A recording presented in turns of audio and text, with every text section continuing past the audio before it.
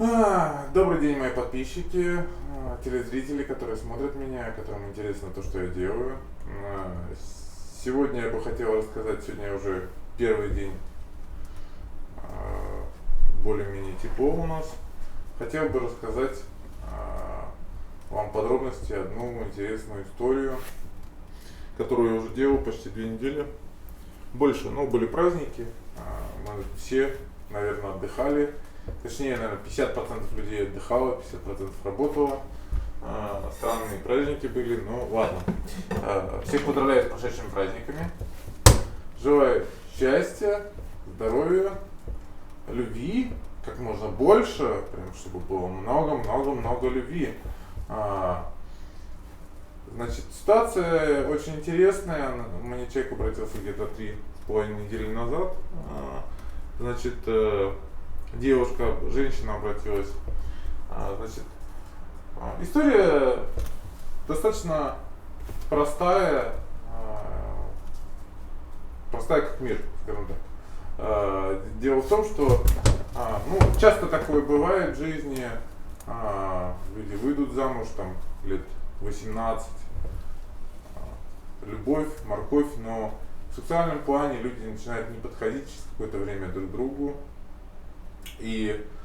Но люди достаточно приличные, и они живут долго, рожают детей.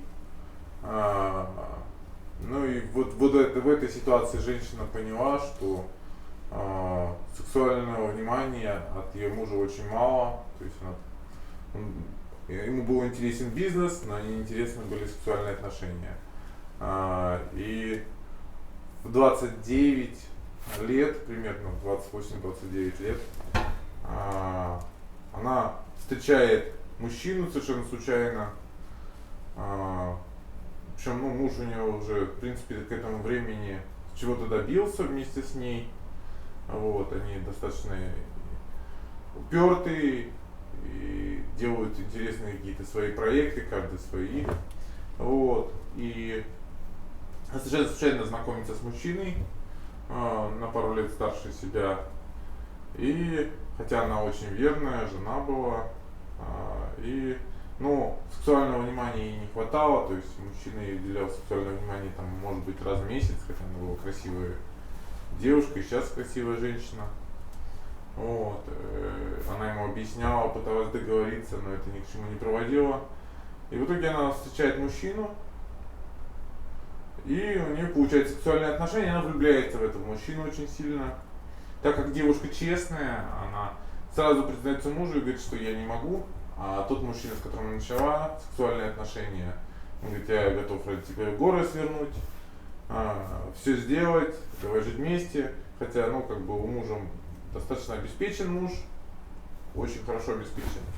А этот мужчина беден, но умеет дарить свою любовь, скажем так. Полюбили друг друга люди. Она честно рассказала мужу, она развелась с мужем. Осталась в хороших отношениях с мужем, кстати. Потому что она много лет ему говорила, что мне не хватает секса, внимания и любви. От тебя, извиняюсь, у меня сигарета упала. Я очень эмоционально говорю. Наверное, многие узнают такую историю женщин, когда и мужчин, когда люди сходятся, но они начинают не подходить друг к другу в сексуальном плане, как сексуальные партнеры. Но узы брака, узы еще каких-то чувств держат людей, и они по инерции живут дальше. К сожалению, это достаточно часто встречается, что люди влюбляются, но сексуально друг другу не подходят. И те пары, которые сексуально друг другу не подходят, где-то процентов 20-30 остаются и в итоге ищут что-то и начинают друг другу все-таки хоть как-то пазл соединяется, скажем так. Но в большинстве случаев такие пары расходятся. Некоторые терпят 5-10 лет, некоторые 12. Но бывает, женщина не хочет столько, сколько нужно мужчине. Бывает, мужчина не хочет столько, сколько нужно женщине. Это обычно самый большой триггер в семейных отношениях. И это может убить любую семью, к сожалению. Поэтому Ну, и скажем так, она встретила мужчину, начала с ним жить. У них были прекрасные отношения, прекрасные сексуальные отношения. Шли мужчина, как мужчина, в финансовом плане ничего себе не представлял, денег не имел, а женщина очень умная, она сделала свою школу, ну, то есть она умела делать бизнес, умела разговаривать с людьми, у нее все получалось, а у мужчин не получалось. Но они друг друга любили, поддерживали, ценили, все у них было прекрасно, секс по несколько раз на дню, мужчину все устраивало, женщину все устраивало. И так прошло 14 лет.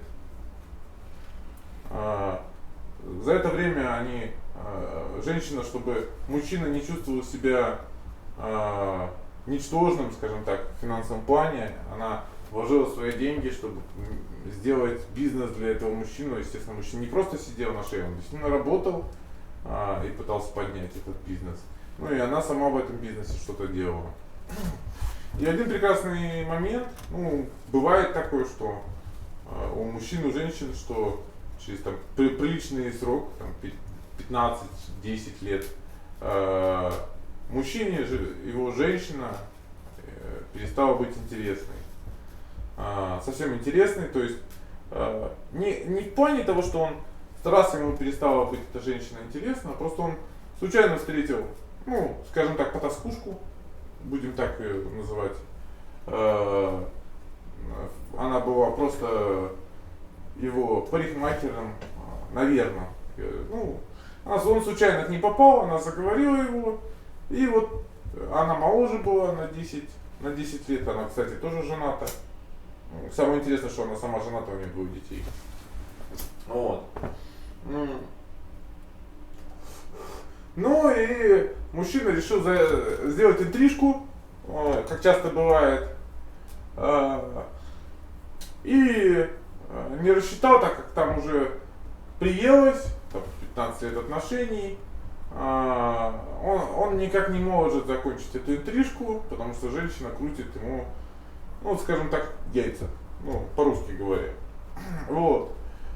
В какой-то прекрасный момент наша прекрасная девушка, женщина узнает о том, что мужчина, который она честно пыталась помочь, с которым была верой и правдой почти 15 лет, то есть она проезжала мимо и увидела, как ее любимый возлюбленный мужчина трахается с парикмахершей.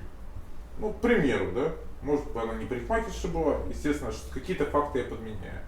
Вот.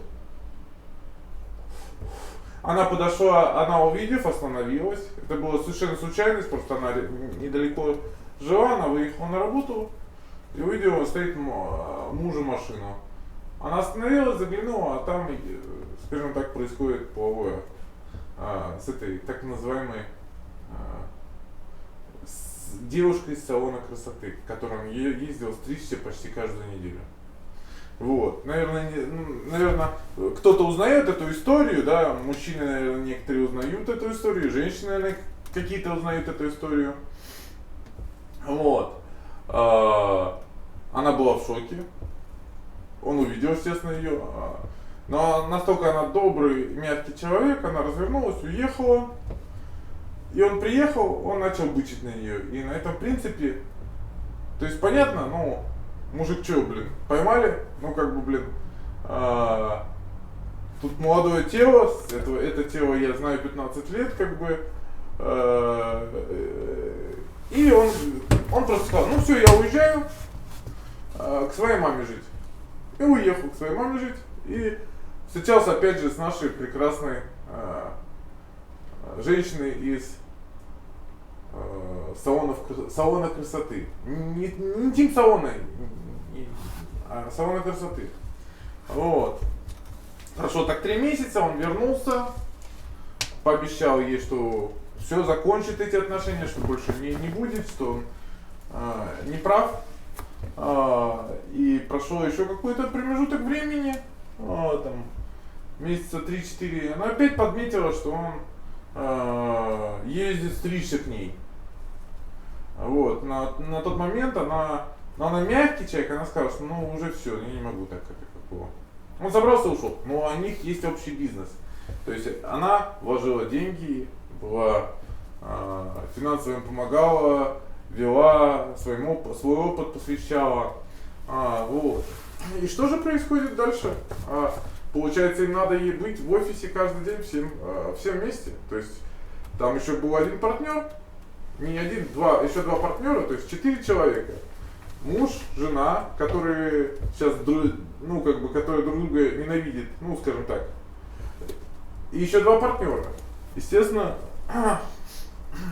мужчина повел себя некрасиво к этой женщине, мало того, что он не захотел честно расходить, потому что она построила на его земле дом за свои деньги, помогла ему купить квартиру, чтобы он не чувствовал, что он альфонс, скажем так.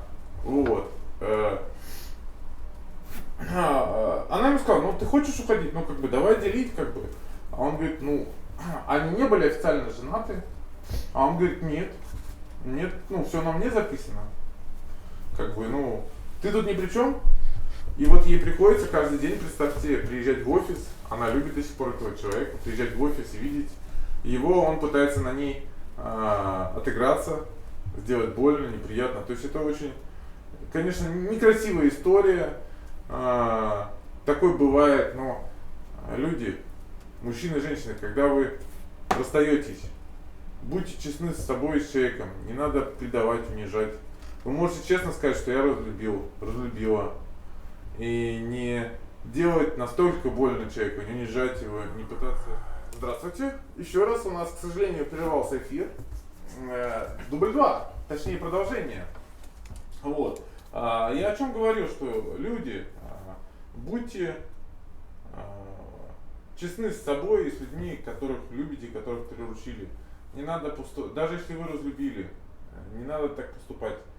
Скажите честно, разойдитесь честно, и вам на душе будет проще, и вас не будет это преследовать.